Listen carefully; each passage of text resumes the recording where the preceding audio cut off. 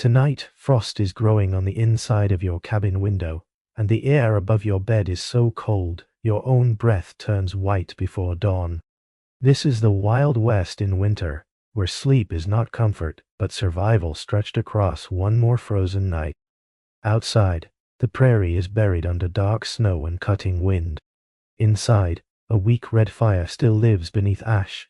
Quilts and buffalo hide hold the last warmth of the body. And every small sound matters. In this world, winter is not background weather. It shapes how people wake, move, ration, fear, and sleep. You feel that truth before you even sit up. The cold is already in the room, waiting in the floorboards, in the corners, in the gaps between the logs, in the metal latch at the door, in the bucket by the wall, where the water has begun to harden again before morning. Beneath the covers, your body has curled inward by instinct, gathering itself around one small reserve of heat. It is not enough to feel safe, only enough to delay the moment when the day must begin. That is what winter means here, not a season of pretty snow and distant mountains, not a painted frontier full of noise and legend. This is the quieter West, the one most stories hurry past.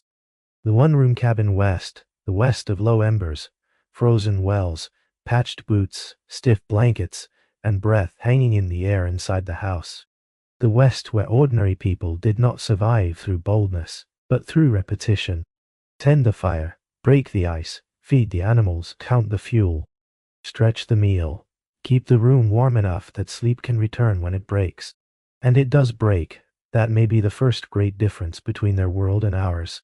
On the frontier, sleep is never fully separate from the work of staying alive.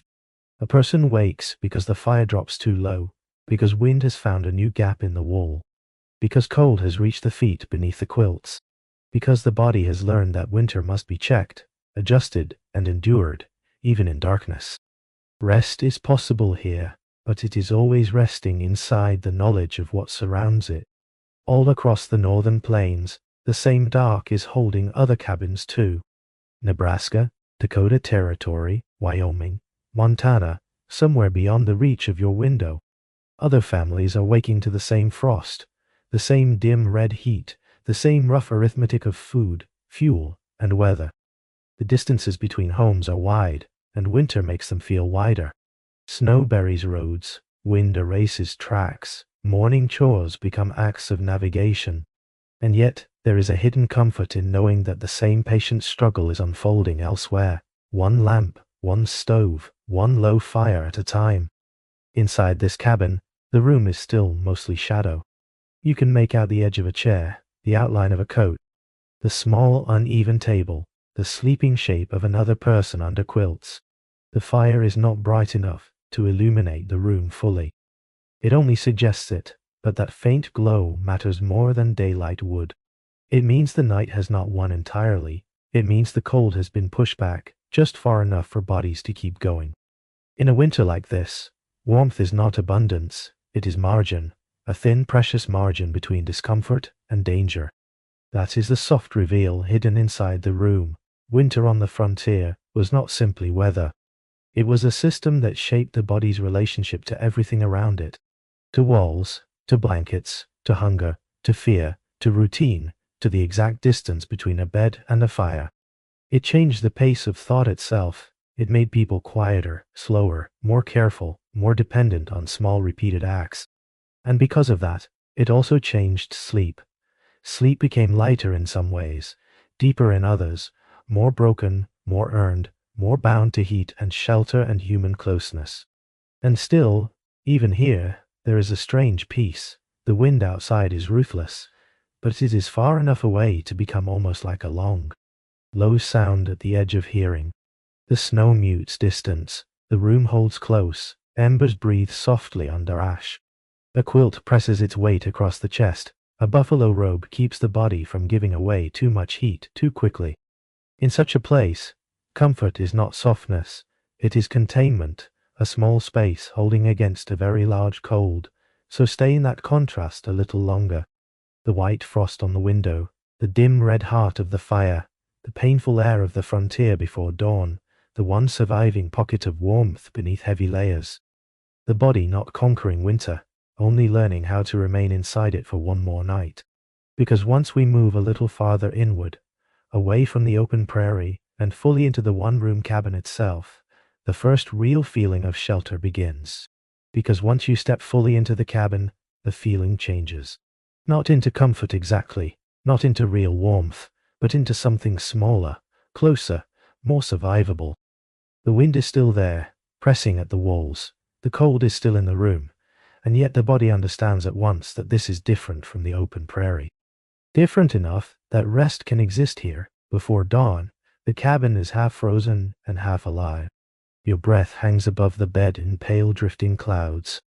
The quilt is stiff at the edges where the cold has touched it through the night, and the buffalo hide over it has trapped what warmth it could.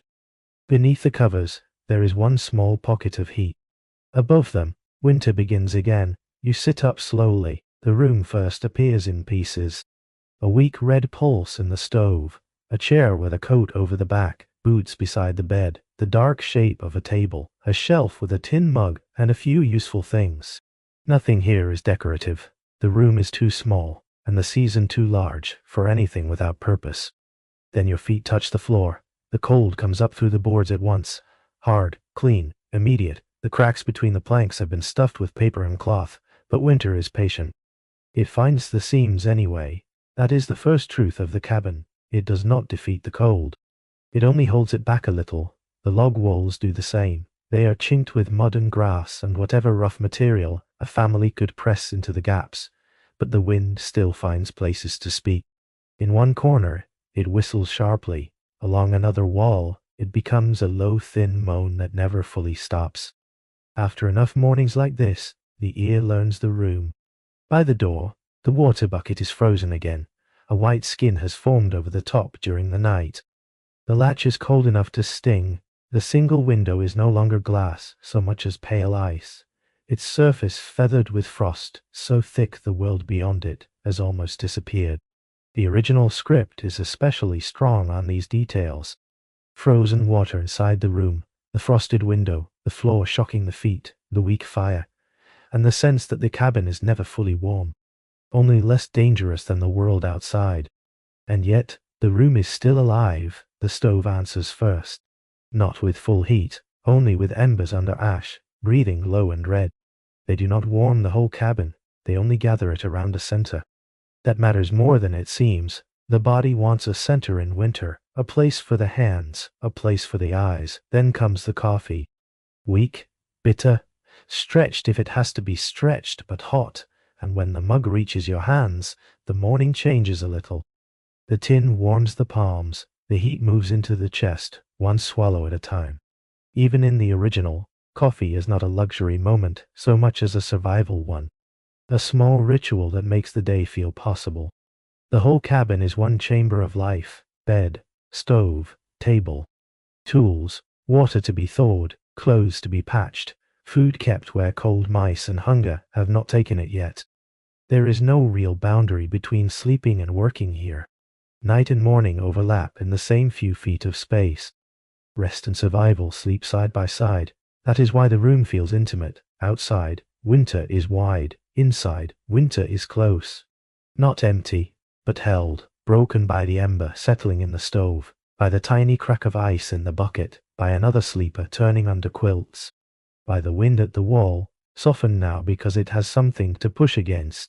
And slowly, that smaller silence becomes soothing, not because the room is comfortable in any generous sense. It is not, but because it is known: the frost on the window, the stiff blanket, the tin mug in both hands, the low red pulse in the stove. The room asks for very little, only that you stay near its center and keep it alive. That is the quiet reveal inside the pre-dawn cabin. It is not truly warm, but it is still a real sleep world. A place where winter is reduced just enough for routine to continue, for bodies to rest a little, for hope to survive in practical forms: embers, quilts, hot liquid, a roof, another breathing person nearby. So stay there a moment longer. Look at the frost whitening the window, feel the mug warming your hands, hear the small indoor hush holding against the larger silence outside. Let the cabin become familiar enough that it stops feeling like a setting and begins to feel like a body of its own, with cracks for old wounds, walls for ribs, and a stove for heart. And once that room feels lived in and real, the next layer begins to matter. Because shelter alone never keeps a frontier family alive. The cabin survives only if someone feeds its heart with fuel, breaks the frozen water, reaches the animals, and does the bodily work that turns this half-frozen room into a place where another day and another night can still be endured. And once the room feels lived in and real, the next layer begins to matter. Because a frontier cabin does not stay survivable on walls alone. It stays survivable because someone feeds its heart. Morning begins at the stove. The fire has burned low through the night, not dead, but buried beneath ash in that quiet red state, where heat still exists without yet being useful. When you kneel beside it, the room does not feel warm. It only feels less hopeless than the dark outside. Your hands are stiff. The fingers close slowly, but this too is part of the morning. Winter teaches the body that life returns in stages. Ember first, then breath, then flame. You stir the ash carefully, too rough, and you smother what little heat remains. Too timid, and the room never wakes, so the hand learns patience, a little shifting, a little space for air, then tinder. Then the smallest dry pieces, split wood if there is enough to spare, twisted hay if the woodpile must stretch farther, dried buffalo dung if that is what the prairie has given, and the family has had the good sense to save. The original script is especially strong on this practical intelligence. Frontier families burned what worked, not what felt civilized. The flame answers slowly, a thread of smoke, a glow widening under ash, one small tongue of fire, and with that the whole room changes. Not in temperature, not yet, in meaning. The day can begin now. By the door, the bucket is frozen again. A skin of ice covers the top. You lift the dipper and strike it once, then again. The sound rings through the cabin, sharp and hollow in the cold. Beneath the broken crust, the water is black and bitterly cold. Some of it will be melted, some will become coffee, if there is coffee left to make. None of it will be wasted. Everything here belongs to the same economy. Water, fuel, time, movement, heat, even dressing belongs to it. Wool, if there is wool, heavy cloth over that, a coat repaired and repaired again, mittens stiff from yesterday, boots patched with grease and leather scraps, and whatever faith remains in them. The body does not ask for elegance, only for enough between skin and wind to keep the morning possible. Then the door opens. Outside cold is different from indoor cold. Inside, it waits. Outside, it strikes. The air catches in the chest. The eyes water at once. The snow gives that brittle dry sound of true hard cold underfoot. The world beyond the cabin is pale, empty, and sharp at every edge. For one moment you understand exactly how thin the cabin walls really are. That is why the lean-to barn stands close, not for convenience, for survival. Less walking in the dark, less distance for the cold to take from the body. And when you step inside, the animal warmth meets you almost immediately. Hay, hide, manure, damp wood, steaming breath. The cow shifts in the dimness. The chickens huddle if any are left. A horse, if the family is lucky enough to own one, stands with its winter coat thick and dull in the half-light. The original script makes this clear too. Animals were not background detail. They were part of the household's warmth, food, labor, and fuel economy all at once. Milking in such weather becomes a kind of race against numbness. Their hands, only partly restored by the stove, must work before they fail again. The udder is cold, the pail is colder, but when the milk hits metal, steam rises from it in the barn air. That small ghost of warmth is one of the gentlest sights in the whole morning. Something living passing from one body to another. You finish quickly. On days like this, fingers are tools with a limit. Leave them too long in the wind, and they become useless. So the movements are always the same. Feed what must be fed, check what must be checked, gather what must be gathered. Then back toward the cabin, before the cold takes too much and charges too much to give it back. Coming inside again feels like entering a smaller circle. The fire is stronger now. Still modest, still not enough to make the whole room comfortable, but enough to hold a center. Hands go out toward the stove. Not too close, just close enough for thawing to begin, First comes the sting, then the ache, and then the slow return of feeling. A mug helps. Coffee if there is coffee, something hot if there is not, tin warming the palms, heat moving down into the chest. The room becoming, for a little while, a place where the body can function instead of merely endure. That is the first real secret of surviving a Wild West winter night and morning. Warmth had to be built, guarded, and renewed constantly. It did not wait inside the cabin like comfort waits in a modern room. It came from fuel saved ahead of time, ice broken at dawn, animals kept alive, chores done in the right order, and hands that knew how to keep working before the cold made them clumsy. Sleep depended on all of it: the low fire at night, the revived fire at dawn, the bucket, the barn, the milk, the return to the stove. So stay in that rhythm for a moment longer, the ember brightening under ash, the ring of metal on ice, the smell of hay and hide, the steam lifting from the pail, the fingers thawing by degrees, the inside cold smaller than the outside cold, the center warmer than the edge. The morning not easy but knowable, and once that first layer of safety is established, once the fire holds and the water has been broken, and the animals have been tended and the body trusts the room again, the frame can widen.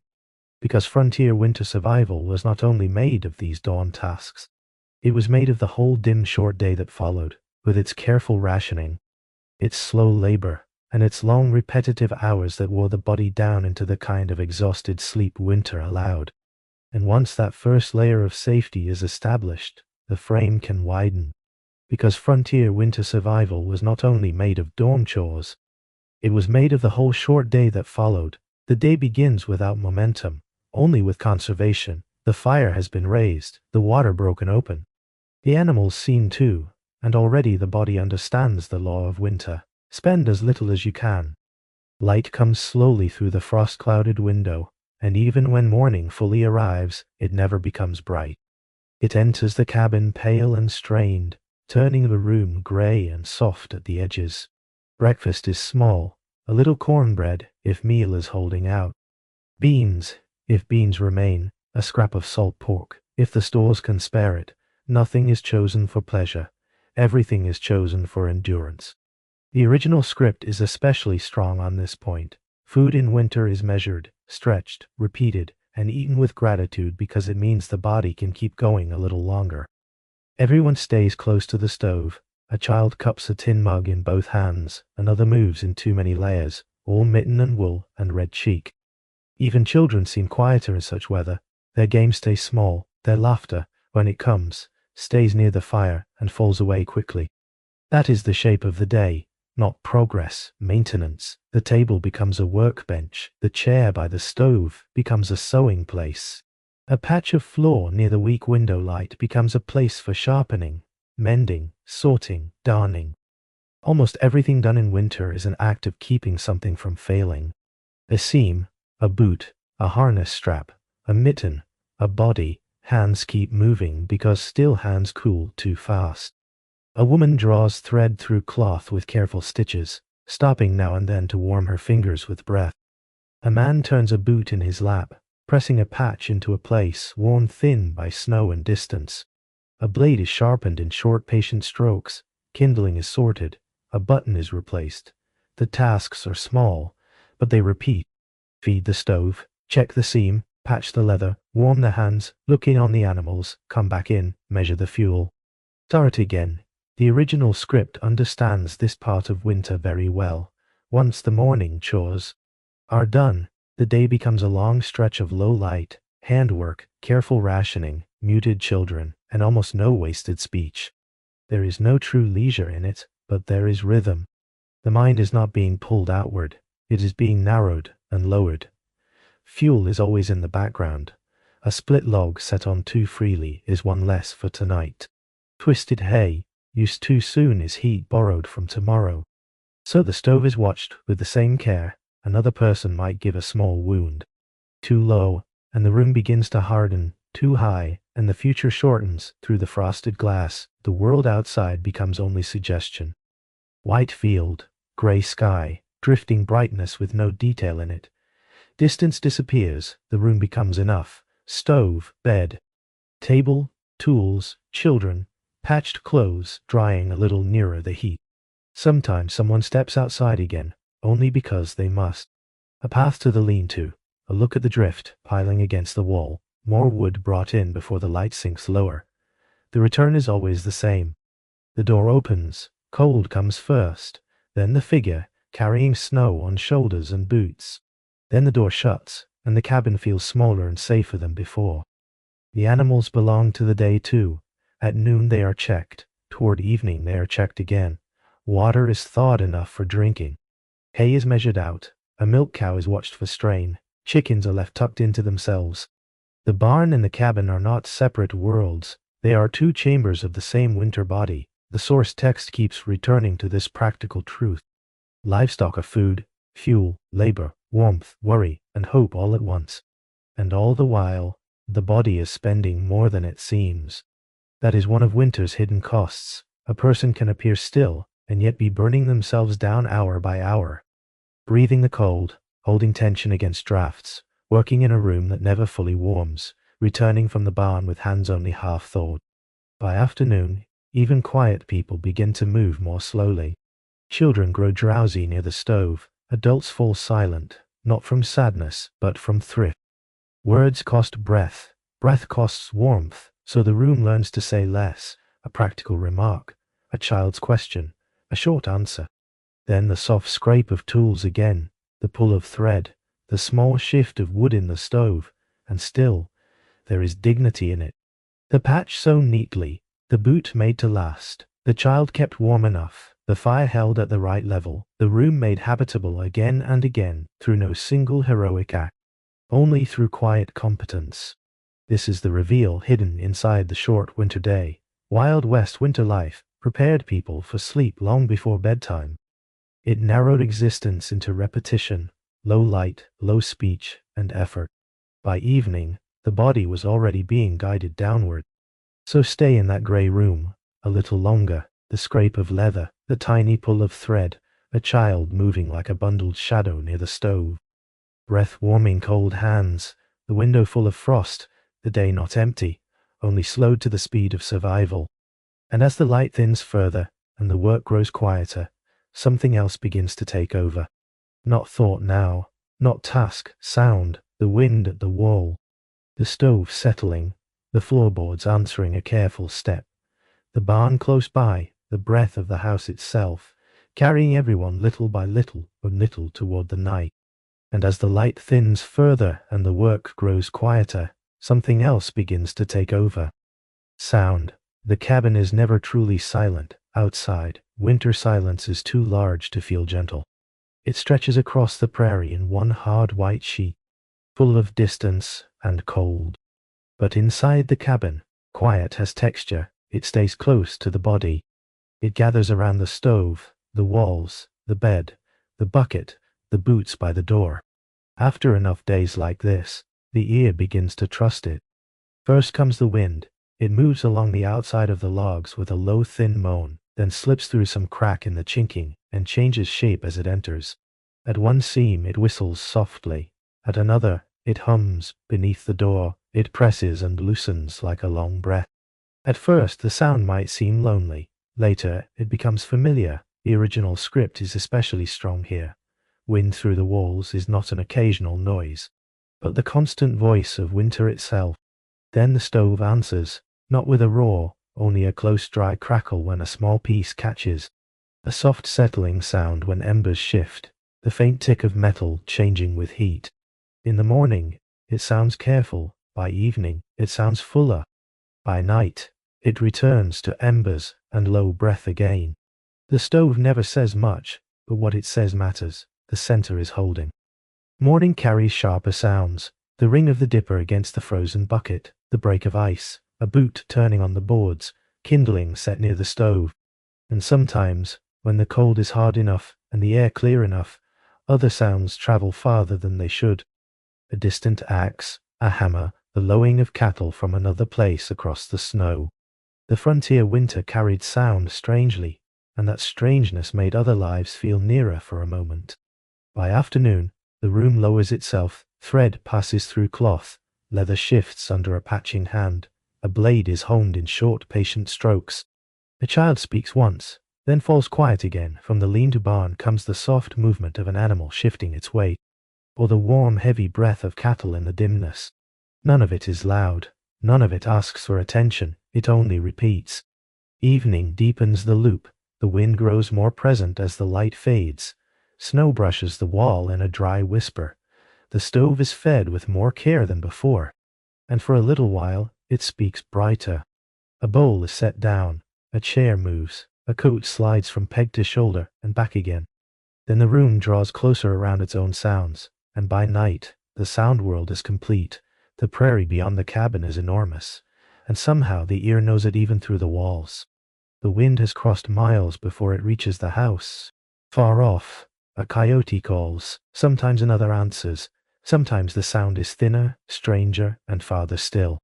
But even these do not feel like interruptions for long.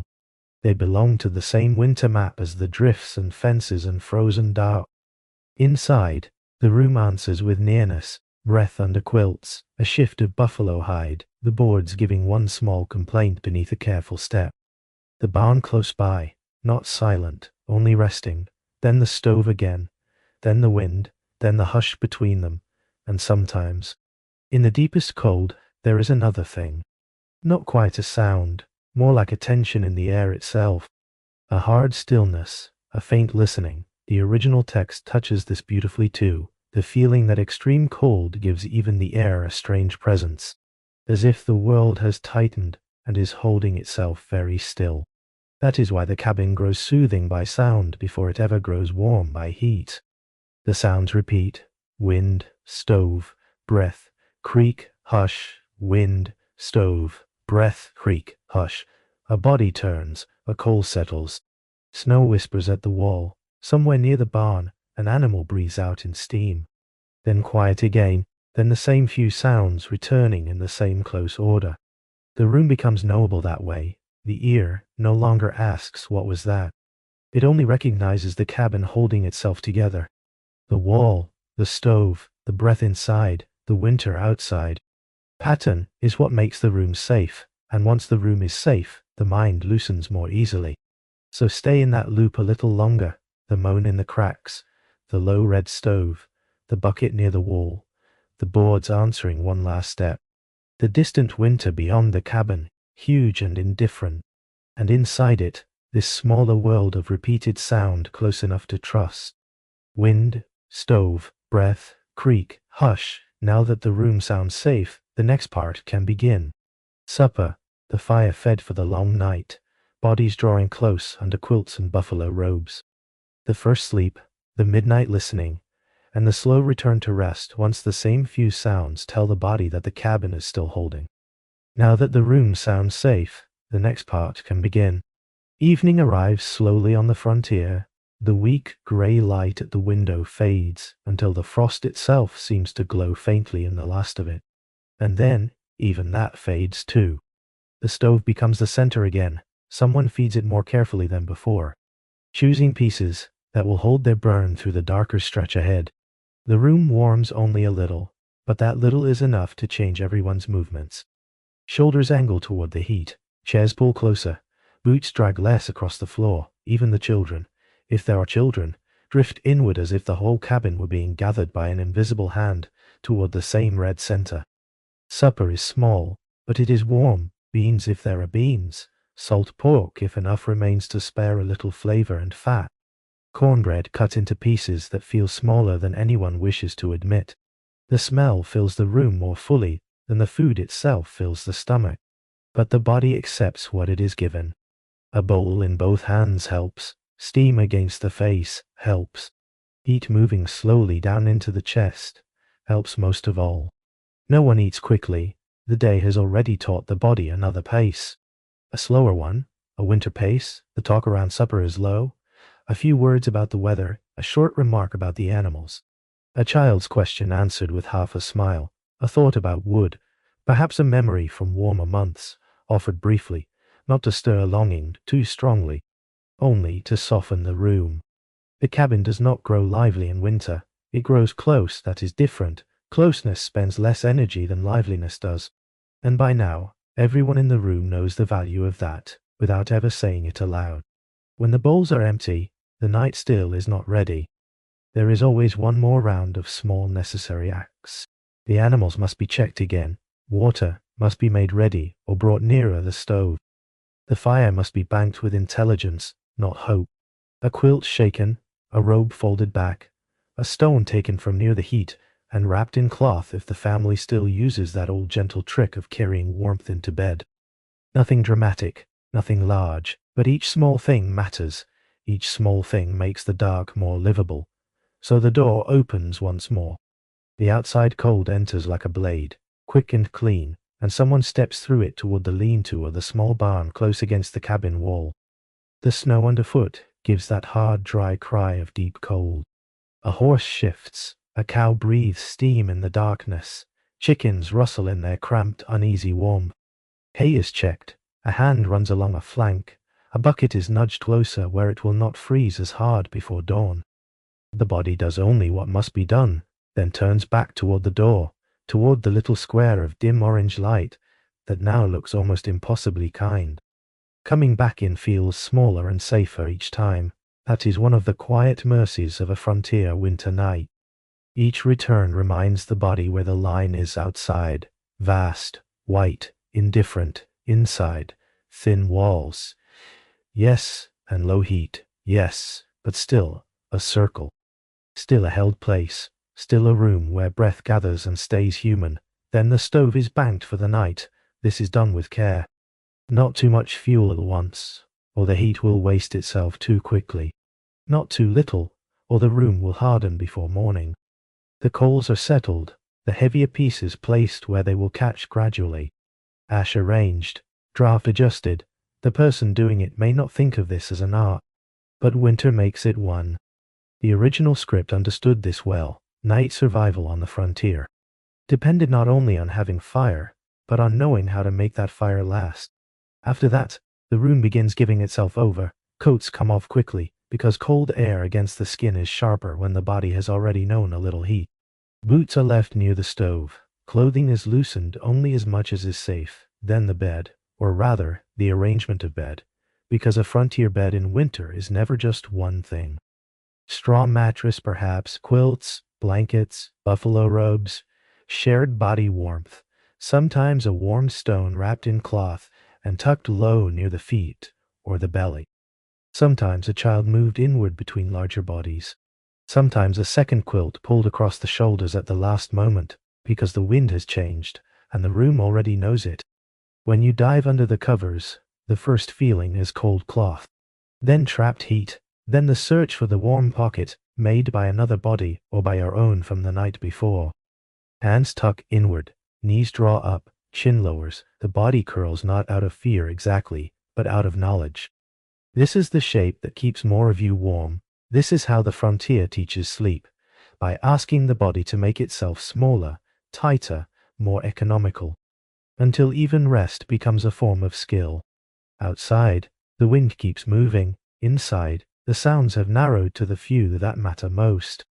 Wind at the walls, stove answering softly, someone breathing under the quilts, a child turning in sleep before sleep has fully taken hold.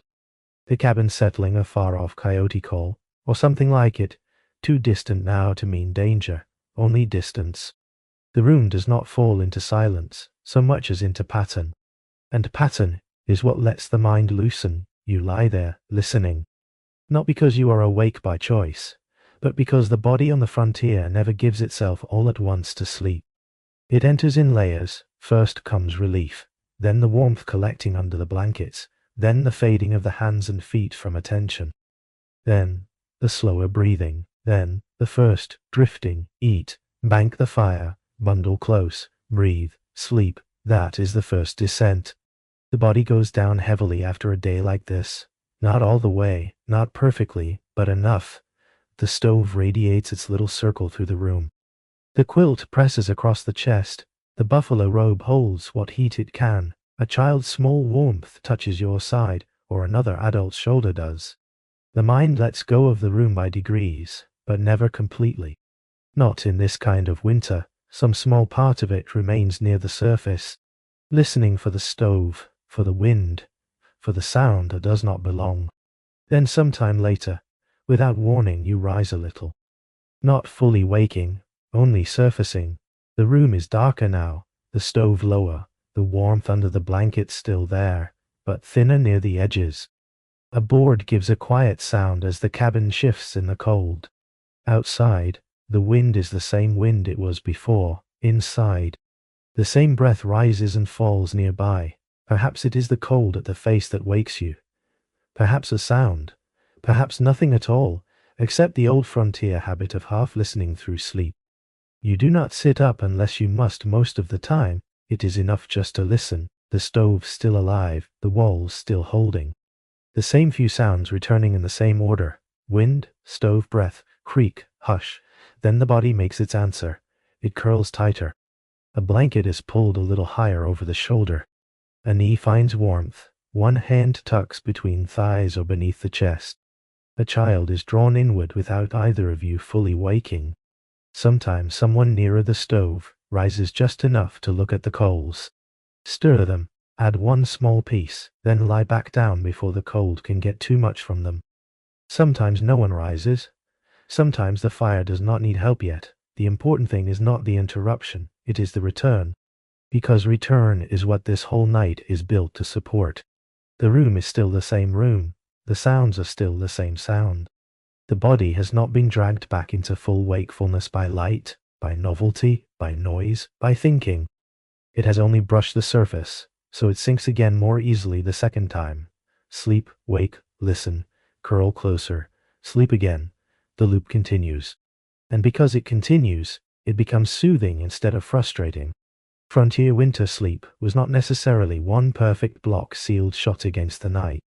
It was layered, bodily, interrupted, and still restorative because the whole room supported return. The stove kept speaking, the blankets kept holding heat. The same wind kept moving at the walls, the same bodies kept breathing nearby. Nothing in the room demanded a full awakening unless danger truly entered. So the mind could surface briefly, and then sink again without protest. By the later part of the night, the body is heavier. The first sleep has already taken the edge off the day. The brief waking has adjusted the blankets, checked the stove, measured the room. The second sleep, when it comes, is softer and deeper. The outside sounds move farther away. Even the cold at the edges feels less personal now. Less like an attack, and more like the weather still being itself beyond the walls. The room has done what it could. The body has done what it could. That is enough. Somewhere, a log settles. Somewhere, a child exhales. Somewhere in the lean-to, an animal shifts its weight in straw. Then the stove, then the wind, then breath again. Eat, bank the fire. Bundle close, sleep, wake, listen, settle, sleep again. That is the frontier night. And once you have felt the whole cabin move through that rhythm together, once the room has taught you how winter sleep really worked, the story can narrow. Because now you no longer need the whole frontier at once. Now you need one family, one set of hands, one pair of worried parents, one quieter hearth where the deeper emotional truth of winter can begin to gather. And once you have felt the whole cabin move through one winter night together, the story can narrow. Not to a legend, not to a symbol, not to the whole frontier at once, to one family, to one small room, that for a little while believed preparation would be enough. Nelson had come west with the same quiet hunger that drew so many others onto the plains. Not hunger for food, not yet, but for land, for room, for a life that felt as if it might finally belong to the hands that built it. When he first stood on his claim and looked across the open ground, the land seemed less empty than unfinished. The grass moved in long bands under the wind. The soil beneath it was dark and rich. Everything about the place suggested effort would be answered. So he built. The cabin began as logs and labor, and weather, and patience. One wall raised, then another, the roof made tight enough, he hoped, to hold against the seasons. The cracks chinked with mud and grass, the door set true. The single room plain, but strong. Nothing in it was grand. It did not need to be. It was not meant to impress anyone. It was meant to hold, and Sarah made it a home almost at once. That is how it often happens. A man builds the shell, and a woman teaches it how to feel inhabited. She brought curtains for the one window, blue calico with small white flowers, and when she hung them in place, the room changed. It was still rough timber, still plain boards, still a cabin raised on the far prairie. But with those curtains, something softer entered. A claim can become a shelter by force of labor. A shelter becomes a home by gentler means. She had also brought the teacups, not many, not a whole delicate set fit for some Eastern parlor. Just enough china to preserve a little dignity, a little ceremony, a little memory of a life in which a table could hold more than necessity. On Sundays, or on better evenings, she would bring them out and pour coffee with the same care she might have used anywhere else in the world, as if the room deserved beauty, simply because people were trying to live honestly inside it. That was Sarah's strength, not loudness, not drama, steadiness. The kind that turns rough wood into routine, and routine into peace. She folded quilts, and stored flour, and dried what could be dried. She found places for cups, for spoons, for cloth, for the Bible, for the little things that made the room intelligible to the body. She made sure the bed did not feel like merely a place to drop from exhaustion, but like the right place to return to at the end of the day. She understood that a home on the frontier had to do more than stand. It had to soothe, and the children took to the prairie in the way children often do, more quickly than the adults. Mary, already old enough to notice things carefully, moved through the new life with a kind of alert grace. She learned where the garden should go, learned where the light fell best in the room, learned how her mother folded and patched and stored. She watched, and because she watched, she learned almost without effort. Tom was younger and more restless, drawn outward by every strange and living thing the prairie offered. Birds, stones, tracks, the movement of grass higher than his waist, the impossible wideness of sky. The land did not frighten him at first, it invited him. That first summer gave them reason to believe. The children ran through tall grass under warm light. Sarah's small garden answered her with beans and squash and pumpkins swelling under the sun. Nelson walked the edges of his claim and saw not exposure, but future. Hay was cut and stacked. The cellar took in potatoes and turnips and carrots, sacks of flour, barrels of salt pork, the dense, reassuring shape of provision.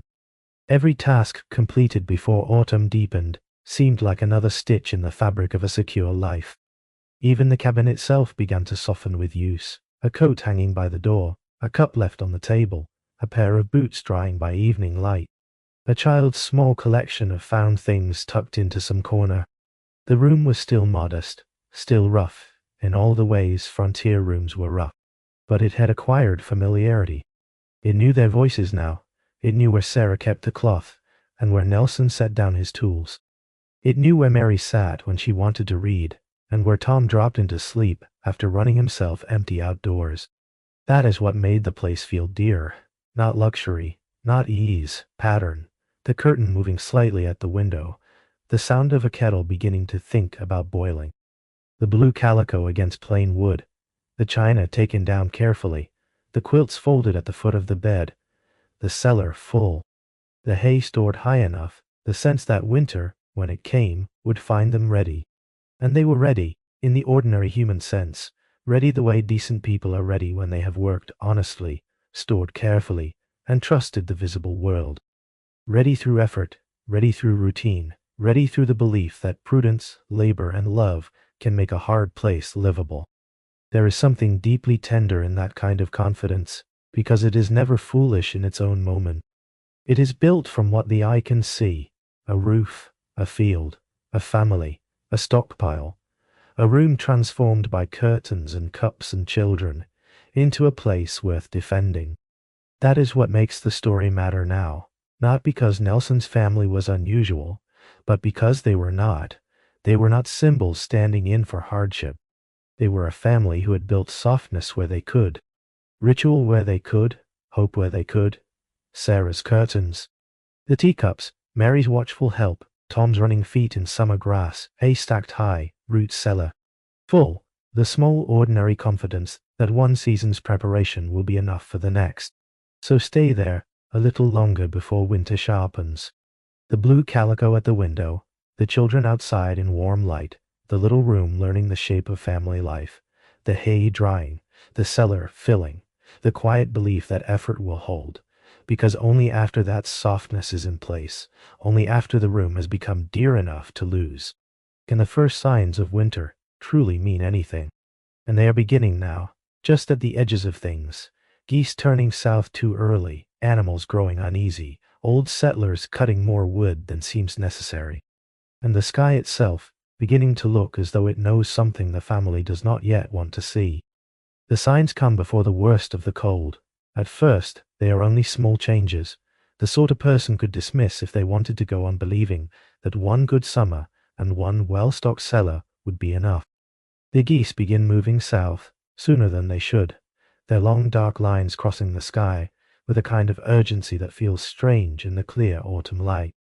The horses grow restless, the cattle thicken their coats early, even the rabbits seem to stay closer to shelter, as if the land itself has already received news that human beings are only beginning to suspect.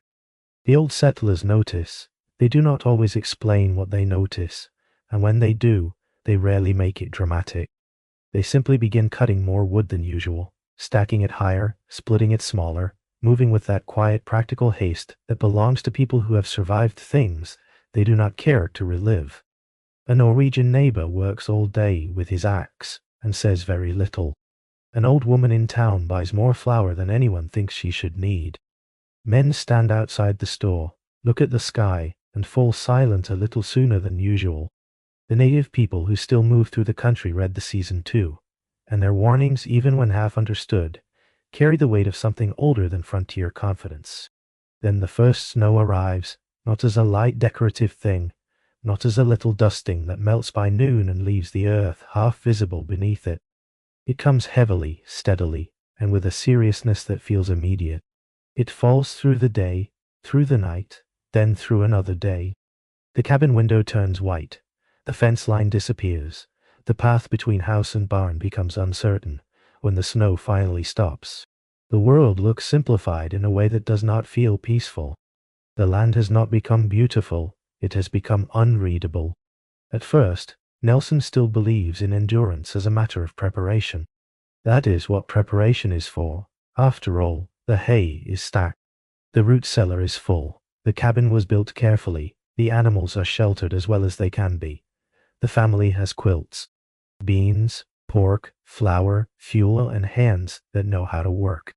It is enough, he tells himself, not abundant, perhaps, but enough. Then the next storm comes, and after that, another. Snow stops being weather and becomes a condition. It lies 4 feet deep where the ground is level, and much deeper where the wind has driven it against the barn. The house, the drifts already made by the last storm. The world outside loses shape, landmarks vanish, the creek bed disappears under white weight. Fence posts become stumps, the barn seems to sink into the earth until only the roofline and the upper dark of the doorway remain visible above the drift.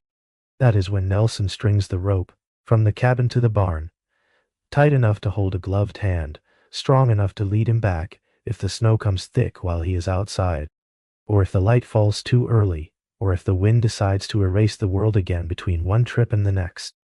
It is a simple thing, only rope between 2 structures, but once it is there, the family understands what winter has become.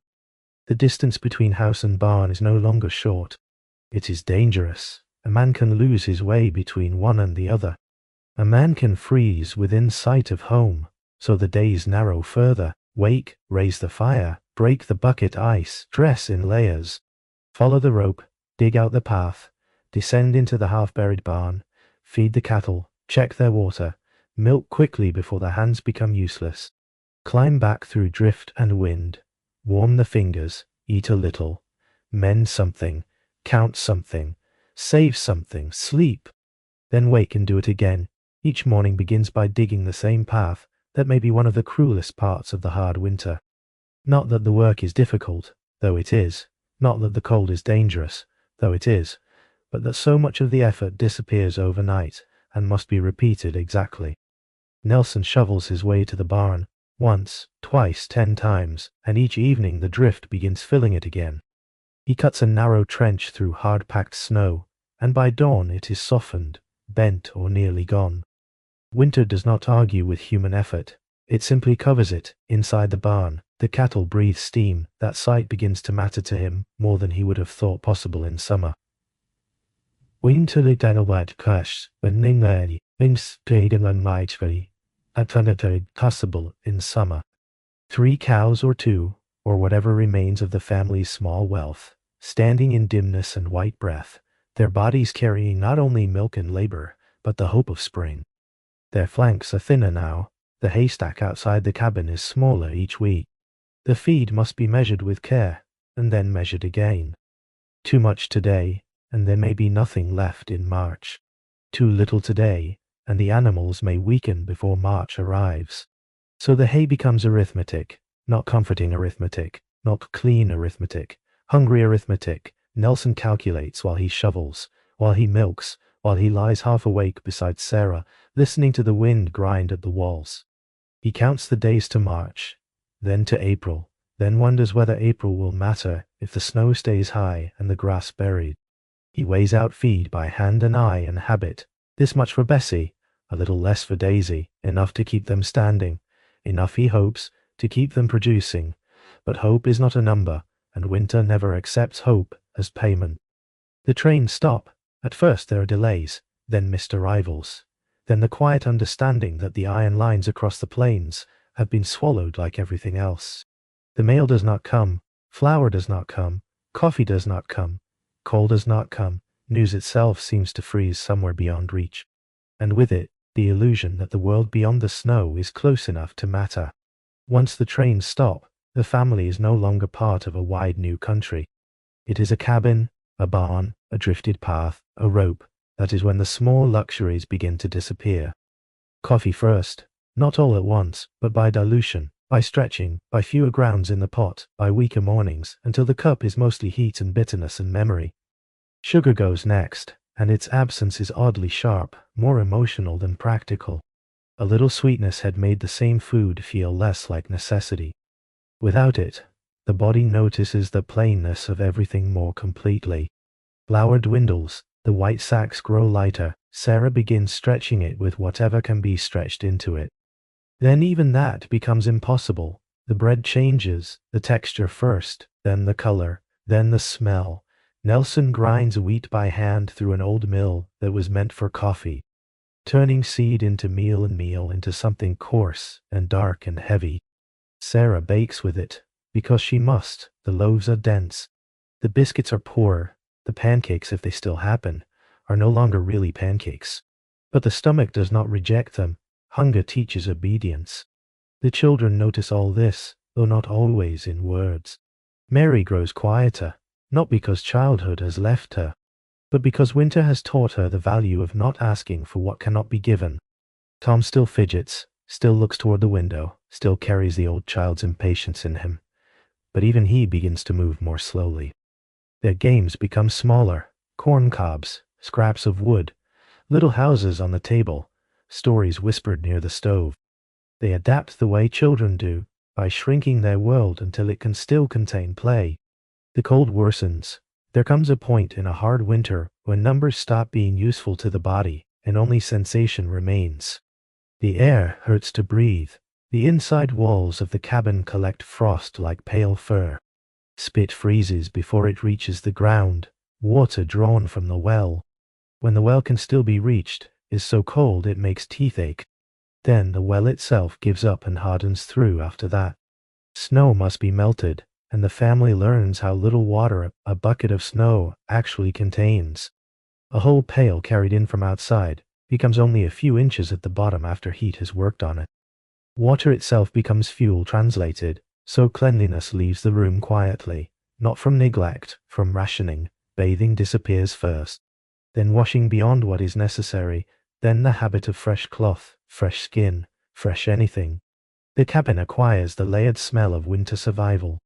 Wool, smoke, damp boots, animal breath carried in from the barn, bodies that cannot spare the heat or water required for comfort. It is not shameful. It is simply another line the season has crossed, and the cabin contracts. That may be the deepest physical change of all. At first, the whole room belongs to the family. Later, only the area nearest the stove feels truly livable. The corners go cold first. Then the table moves closer. Then the children play nearer the heat. Then chairs, pails, tools, everything migrates inward until the family is living not in a cabin, but in a circle around a stove. The room outside that circle still exists, but only as storage, as shadow, as territory briefly crossed and quickly left. Nelson writes letters in this shrunken world, careful letters, small neat lines that say less than the room itself would say if it could speak. He writes to his brother perhaps, or to someone farther east, and the words he chooses are mild, because honesty would sound almost theatrical on paper. The winter has been severe, supplies are limited, conditions are difficult. He does not write that the children's faces have grown thin. He does not write that Sarah's cough lingers longer each week. He does not write how often he wakes counting hay in the dark. Letters can carry information. They cannot carry the true weight of repetition. Sarah becomes the keeper of the inside arithmetic. Nelson measures weather and feed and distance. Sarah measures flour, beans, pork, lamp oil, cloth, time, strength. She divides food with a precision that is almost mathematical. A little less here to allow one more week there. Fat saved and reused. Bones boiled again. Peelings turned into soup. Bread made from what was never meant to become bread. The miracle is not that she produces abundance. She does not. It is that she keeps the room humane while managing scarcity that would easily make it hard. And still the winter repeats. Dig path, follow rope, feed cattle, break ice, melt snow, save wood, count beans, patch clothes. Read by low light, sleep badly, wake cold, begin again. That is how the hard winter tightens, not by a single catastrophe. Not by one great cinematic moment of disaster. It tightens by repetition, by smaller portions, by deeper drifts, by the same wind every night, by the same rope grasped in a gloved hand, by the same barn descended into like a cave, by the same question asked inwardly each evening, and answered by nobody. How much longer? Sometimes help arrives in the form of rumor. A neighbor may have lost a horse, another family may be burning furniture, somewhere a baby has died, somewhere an old woman is still alone in her dugout, somewhere another man has gone through his seed stores already. The frontier does not stop being communal in winter, but community itself grows faint and broken, carried in fragments, in visits when weather allows, in what the cold air strangely carries between distant places. Spring delays, that may be the hardest thing for the mind to bear. If winter had a fixed shape, a clear length, a known ending, the body could spend itself against it with confidence. But when February becomes March and March still looks like January, thought begins to fray. The stores are lower, the hay has become a worry too familiar to name aloud. The children are thinner, Sarah's cough is deeper. Nelson stands at the door and sees the same white distances, the same drifts, the same buried world, and for a moment it feels as if winter has become permanent, not a season, but a law. That is when the seed wheat is eaten. The family knows what it means. No one needs to explain it. Those kernels were not food in the true sense. They were spring itself, measured out and stored in advance. To grind them is to borrow against the future, in a way that only desperation can justify. Nelson does it anyway. Sarah cooks with it anyway. The children eat it anyway. There is no tragedy in the action itself, only a deeper fatigue, as if even tomorrow is now being consumed to keep the body alive through today. Yet the rhythm does not break. That is what makes it so haunting. And so sleep heavy. Winter does not explode. It settles, it reduces, it wears down. Even while the family is spending its future, the same small tasks remain. The same stove, the same bucket, the same rope, the same cattle breath in the dim barn, the same spoon against the bowl, the same boards underfoot, the same hand counting out feed with care. It can no longer fully feel. The hard winter did not destroy people all at once. It wore them down by repetition, by endless cold, by smaller portions, by stopped trains, by shrinking space, by the constant arithmetic of survival that followed the body into the barn, into the bed, into sleep itself. It was not one terrible moment, but 10,000 ordinary ones. That is why it entered the bones so deeply. That is why it could make a person old by spring without ever once needing spectacle. So stay in the loop a little longer, the same path shoveled again, the same rope checked again, the same hay weighed again, the same beans boiled again, the same wind heard again, the same room grown smaller again, one more day, one more night, one more morning that begins with ash and ice and breath. And before the season grows too sharp in the mind, before all this narrowing hardens into something unbearable, the story must soften again. It must come back toward Sarah, toward the children, toward the Bible opened by the stove, toward Henrik's visit through the snow, toward those small mercies that kept human warmth alive even when everything else was turning hard. And once that human warmth has been restored, once the room has remembered that survival is not only material but relational, the story can drift outward again. Away from the lit stove, away from Sarah's careful notebook, away from Henrik's boots thawing by the door, out into the quieter reaches of frontier memory, where the cabins have long since fallen, the roofs have sunk back into the ground, and snow still settles over old homesteads as if trying to keep their secrets. Imagine walking there now in the gentlest part of winter light. Not into a town, not into a living room, into the remains of places where people once held themselves together through cold so deep, it changed the very shape of ordinary life. The fence lines are gone or broken, the doors are gone, the walls, in many cases, have softened back into earth, grass, and slope. But if you stand still long enough, the old solutions begin to rise again in the mind. Not loudly, only as whispers. A stove once stood here, a bed was tucked there, a child slept in that corner, and between these few marks, whole lost arts of survival still seem to breathe beneath the snow. Some of those arts were built directly into the house itself. Take the sod house, for instance, though even the phrase can sound too plain for what it really meant. To a modern ear it suggests poverty first, roughness first, perhaps embarrassment. But in winter, a house cut from prairie turf was often wiser than a cabin raised from timber. Earth holds heat differently than boards do. It resists wind differently. It does not answer every storm with another draft, a sod house crouched low to the land. Half home and half hill, and in that very humility it found a strange strength. Snow could bank against its sides and make it warmer rather than colder. The roof might bloom with grass in spring.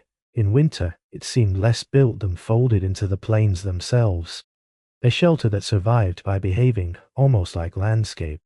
The original source lingers beautifully on this quiet intelligence. The frontier did not only demand endurance, it taught people to build in ways that hid them inside the earth's own steadiness. And then there were the walls that looked ordinary, until you began pulling at them in memory.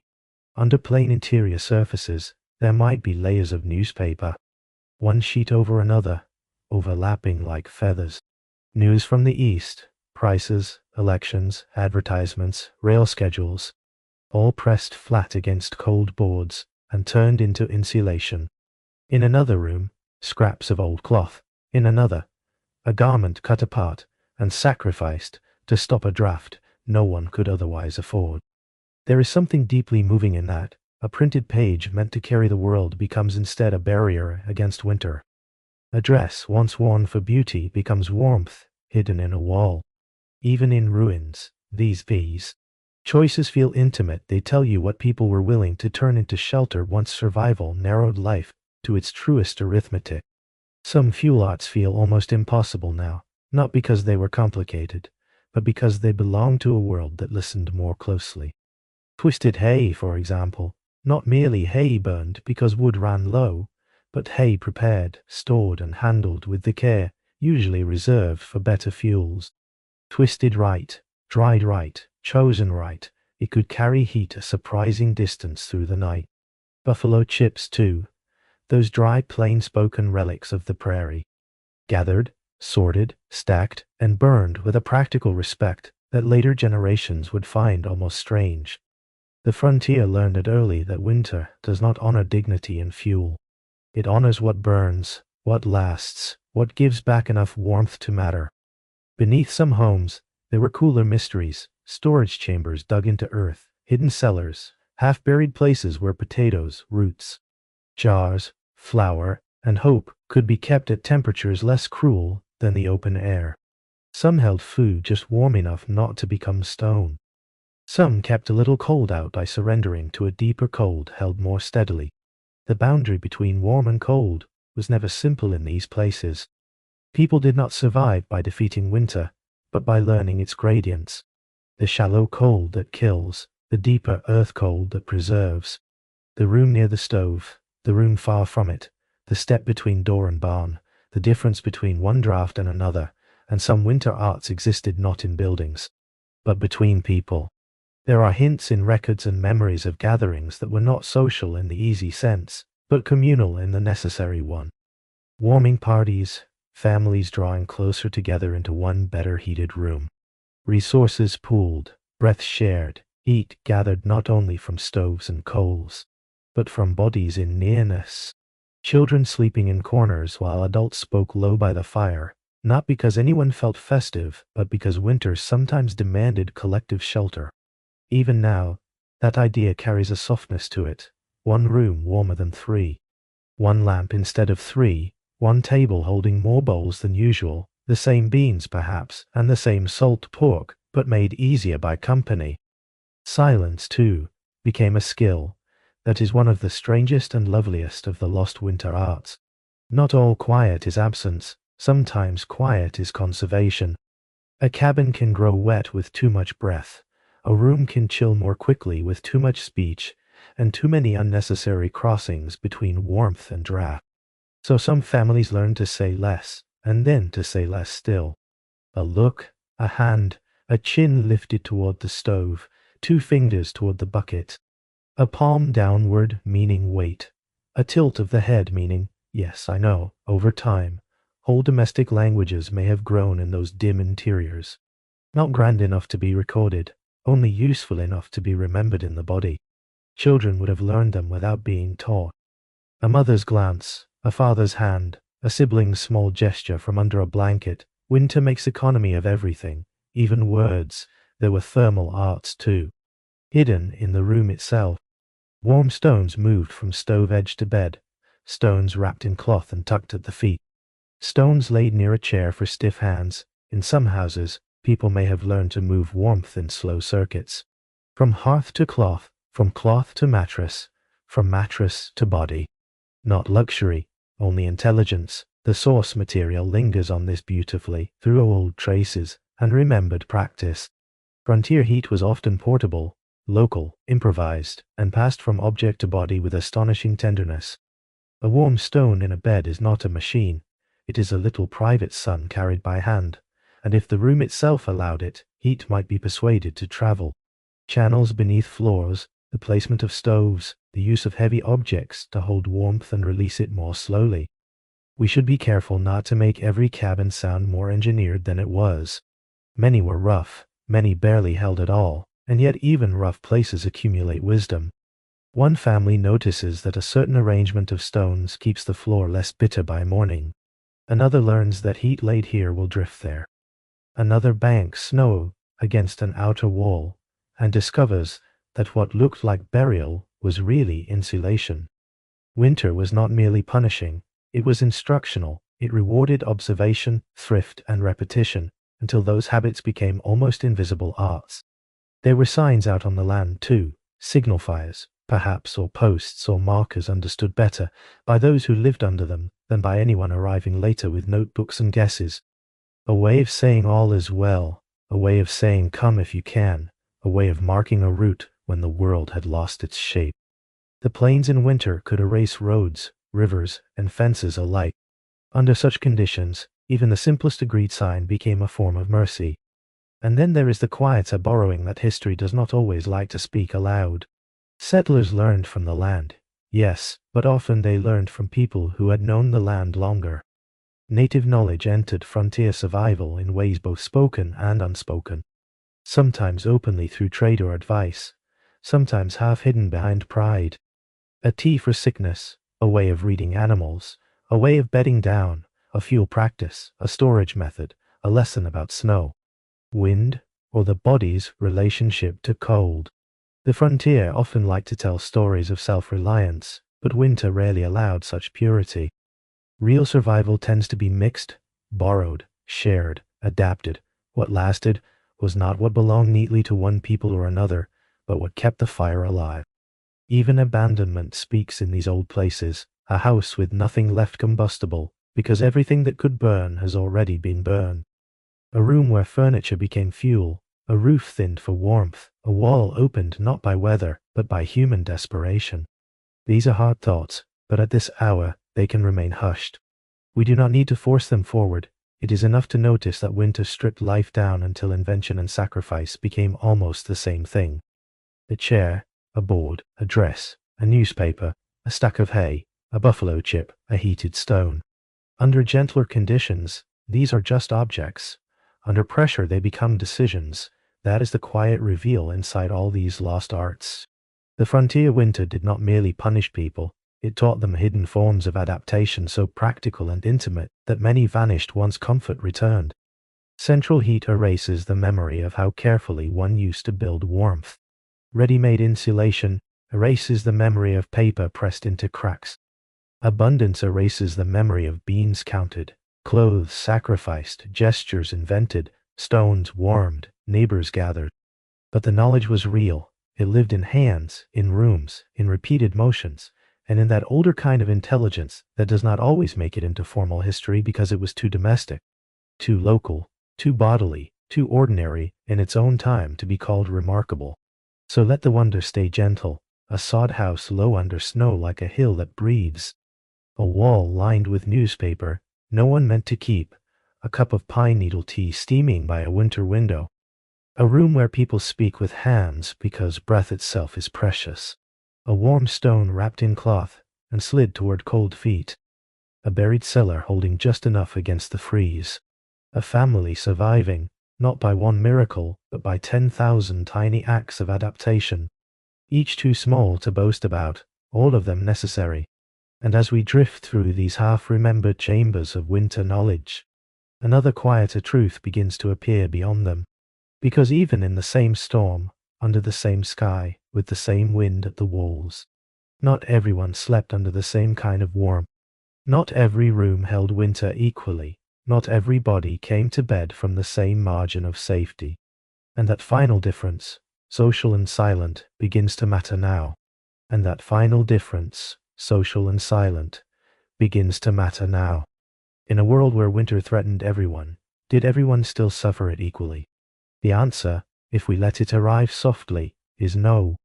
The same cold moved across the same plains, the same wind crossed the same distances, the same snow buried roads, bent fences, silenced fields, and erased tracks.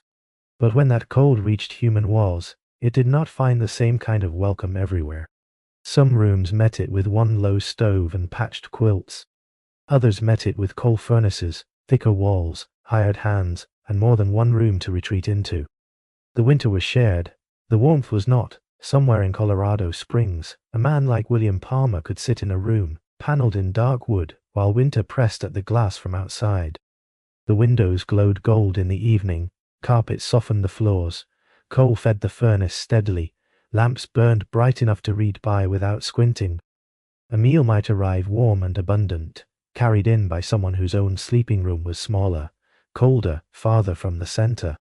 Nothing in such a house was entirely free from the season, but the season reached it through layers, through stored fuel, through money, through deliveries, through servants, through walls built with margin to spare, and that margin matters. It is the hidden luxury of winter. Not merely warmth itself, but the room to make mistakes. A family with extra coal can burn a little too much one night and still not fear dawn. A household with 3 rooms can abandon the coldest one and gather inward without losing everything. A person with a full cellar can eat more than the bare minimum and go to bed with strength still left in the body. A wealthy sleeper does not merely sleep warmer, they sleep with more margin for error. The railroad men knew another version of this: private cars. Thicker blankets, better stoves, better routes when routes could still be found. A man in such a car might still hear the wind shake the outside world. But the cold reached him through polished wood and insulated walls. His tea might still be hot when he lifted it, his boots might dry fully overnight. His next meal might not depend on what little his family had managed to save before November. The frontier winter touched him, yes, but through buffers. Military posts offered yet another kind of shelter. Official fuel, official stores, barracks and officers' quarters. Supply systems, however fragile, even there, winter could still humble men, still freeze ink in wells, still push them into overcoats indoors. But the institutional room around them changed the feel of the season.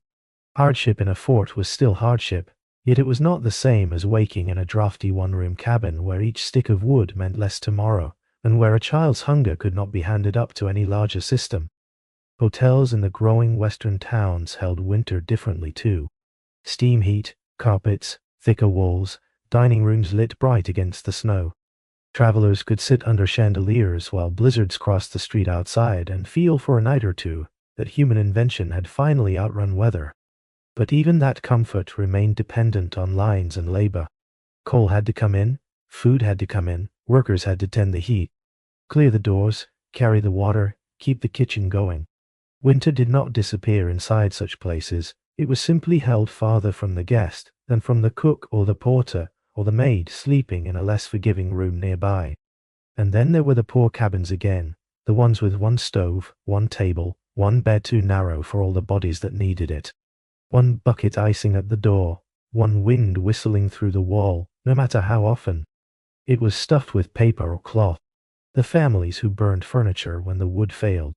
The families who stretched flour until it stopped being flour. The families who ate seed wheat meant for spring, because tomorrow mattered less than not, dying before dawn. The frontier knew many winters, but the worst lesson it repeated was this: cold is physical, but warmth is social too. A man with cattle enough to lose hundreds still stood in a different winter from the man with one milk cow and no spare hay. A household with coal contracts stood in a different winter from one with twisted hay and buffalo chips. A woman in a mansion with servants closing off the third floor stood in a different winter from Sarah with her ration notebook and one stubborn stove. The season was broad enough to touch all of them, but not equally. Some met it with buffers, some met it skin close, still. Even the wealthy learned something the season insisted on teaching. Comfort depended on chains, on trains arriving, on coal continuing to move, on the labor of others, on roads, servants, supply rooms, stored reserves, and systems that could fail. A railroad baron in a heated car might still find himself stranded in snow deep enough to halt the line. A mine owner in a well-furnished house might still hear the storm and know his prosperity had not abolished weather, only delayed its reach. The frontier winter had a way of reminding everyone that every warm room rested on conditions outside itself. That is why the contrast should remain hushed. It is not a courtroom, not a speech, only an observation made late at night when the mind is calm enough to let it settle without argument. One cold moved through many rooms. In one, it met carpets, coal, and multiple doors. In another, it met quilts, patched boots, and beans counted out by hand. In one, a person slept in layered luxury and woke to breakfast already prepared. In another, a person woke to frost on the inside of the window and had to earn the first warmth of morning before they could even drink. Winter may have touched everyone, but it did not touch everyone equally. That is the quiet reveal. The warmest sleep on the frontier often belonged to those with more fuel. More rooms, more blankets, more walls, more people working to protect them, and more chances to recover from mistakes. Meanwhile, the poor slept closer to the edge of weather, where every sound mattered more, every draft was sharper, every interruption cost more, and every morning began deeper in the cold. And yet, once the contrast has been seen, it must soften again.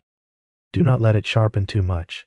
The night is not asking for outrage, only recognition, golden windows, overcoats indoors, steam heat in one town, burned furniture in another, seed wheat ground into bread, one cold passing through all of it, one season showing, with remarkable calm, how differently human beings are buffered from the same world. So let the larger rooms recede now, let the hotels and mansions and officers' quarters dim. Let the private cars and heated parlors pass back into the white distance. Return instead to the smaller truth that has carried us this far. One room, one stove, one family, one pattern of endurance repeated until it became a way of resting inside hardship.